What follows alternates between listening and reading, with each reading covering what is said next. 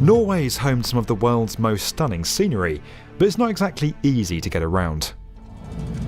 For centuries, humans have found navigating its network of glacial valleys known as fjords to be a serious challenge. But some massive infrastructure projects are now making this incredible terrain more accessible than ever before.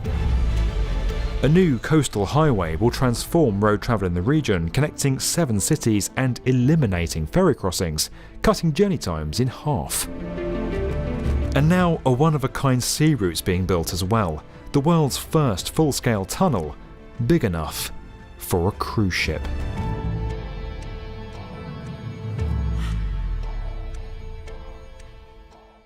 It's been talked about for years, but now the Stadship Tunnel has finally been approved, and work will start in 2022. Costing over $300 million and taking 3 to 4 years to complete, the project will see a new mile-long shipping route carved under the Stadhavet Peninsula at its narrowest point. Now, we've built tunnels for boats before, like this one on the Canal du Midi in France, but the Norway project takes things to a whole different level.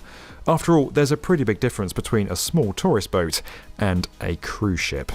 Measuring 37 metres high by 26.5 metres wide and with a depth of 12 metres, the tunnel will be big enough for ships up to 16,000 tonnes to pass through. This crazy project is the answer to a problem that's existed for more than 1,000 years. Quite literally since the time of the Vikings, traversing this part of the sea has meant a treacherous journey for boats. With frequent bad weather, tough tidal conditions and strong currents, this stretch of water is one that many ships' captains would much rather avoid. Bypassing it could be lucrative for the country's tourism sector, while other industries and trades would benefit from safer passage. It's an extreme challenge that's always required a pretty extreme solution. While the Vikings are thought to have managed by physically dragging their boats over the land, it's now possible to go through it, bringing a 2-hour trip down to about 12 minutes. Although contractors are yet to be appointed, the plan is for the upper section to be excavated first in a similar way to conventional road tunnelling, with underground drilling and pallet rigs. There's plenty of expertise for this in the area. Norway's home to over 1,000 road tunnels across the country. Construction's likely to start at opposite ends of the peninsula, creating 2 tunnels that join in the middle. The roof will then have to be reinforced with concrete for stability before service routes are added in, allowing excavated material to be carried out. Works will then gradually move downwards layer by layer.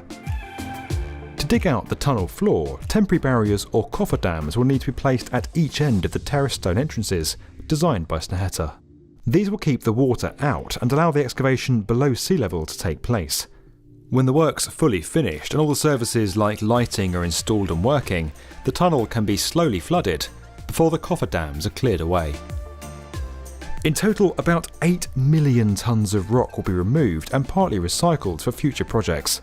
That's equivalent to around 35 of the world's biggest cruise ships, or 106 million Tom Cruises. Taking material away from the site is far from simple due to the lack of decent road infrastructure around the peninsula, and barges could play a role in the process.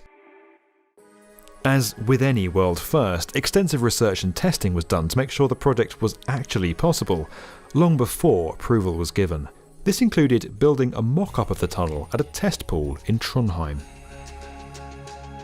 By passing models of ships along it and simulating various conditions, researchers found that vessels could make a safe trip through the real tunnel without hitting the walls.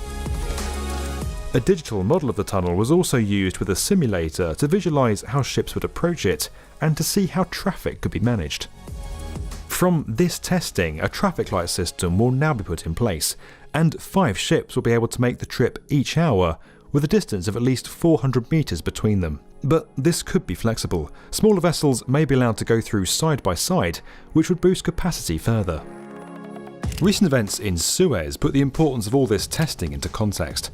When things go wrong on critical shipping routes, the trade implications and internet memes can spiral.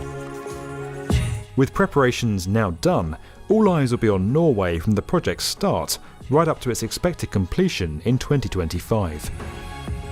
If this Mission Impossible works, it'll surely only be a matter of time before other countries borrow the idea and try something similar.